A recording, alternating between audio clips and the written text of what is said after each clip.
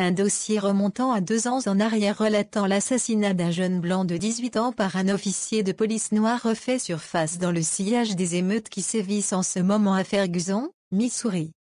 Gilles Collard, un blanc de 18 ans, ne portant pas d'arme sur lui et dans un état second, en raison de l'absorption d'une drogue synthétique hallucinogène, avait été abattu le 6 octobre 2012 par l'officier de police Trevor Austin à Mobile, Alabama.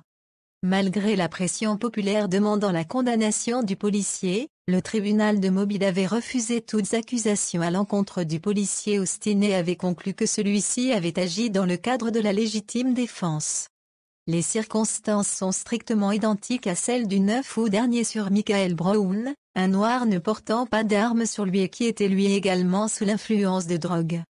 La différence dans la couverture médiatique entre les deux affaires n'a pas été oubliée pour autant sur les réseaux sociaux, où le cas de Collard s'oppose à celui des soutiens populaires de Brown qui affirment que celui-ci serait victime d'un système judiciaire raciste.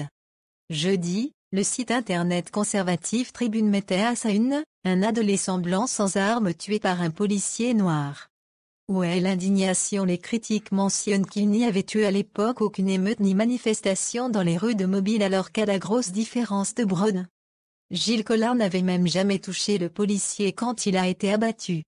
Les caméras de vidéosurveillance démontrent en effet que le policier a dégainé son pistolet puis tiré dans la poitrine de l'adolescent alors que celui-ci se trouvait pourtant à quelques mètres de lui.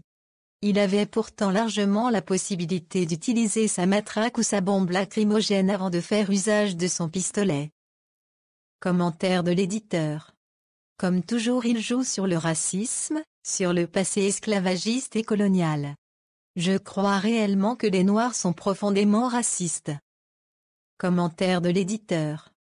Comme toujours, il joue sur le racisme, sur le passé esclavagiste et colonial. Je crois réellement que les Noirs sont profondément racistes.